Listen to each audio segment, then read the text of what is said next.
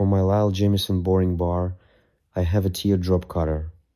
We bought few pieces of them so that we could take one and, instead of a classic grind, turn it into a negative rake scraper. Let's try to do this. I have two CBN wheels on my grinder, an 80 grit and a 180 grit. To clear away the waste metal faster, I'll do the first pass on the 80 grit. The bottom bevel of the scraper will be ground at 40 degrees.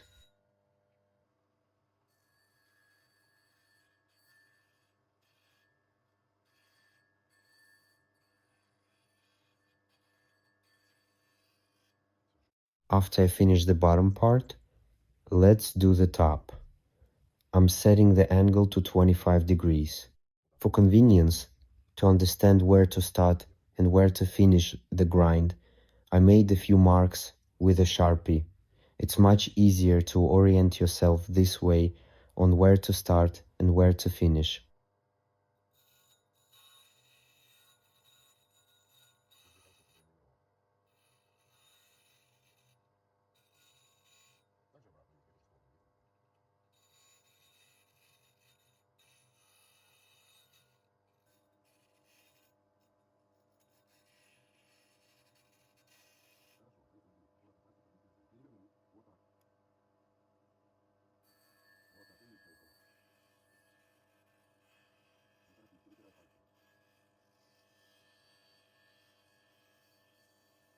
All in all, it took me about 10 minutes.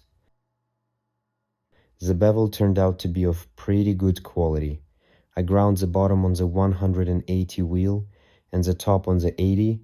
When I resharpen the cutter, I will always go with this grid sequence. Well, shall we do a test pass? I'm swapping the carbide cutter for the negative rake scraper, which will be mounted on a bent holder. This will give me a bit more room to maneuver during the hollowing. On the screen, we clear the digital profile of the carbide and overlay the new outlines of the scraper. I'm running at about 1100 revolutions per minute right now. The scraper rides very smoothly, leaving a very fine shaving.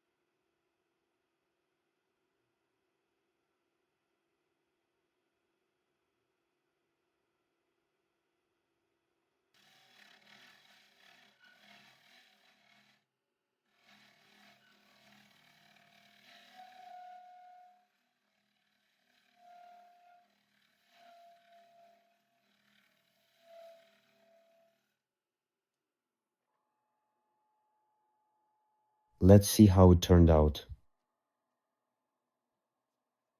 I'll do one more pass near the shoulders.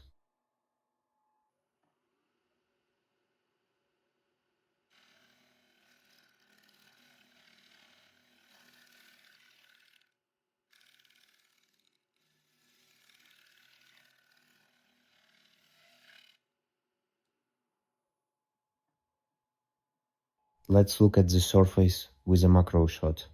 The surface is nearly flawless. I won't be sanding, but if I did need to sand, I'd have to start with 120 grit. It seems to me that it's well worth reshaping the cutters into negative rake scrapers if you don't want to waste time sanding your hollow forms.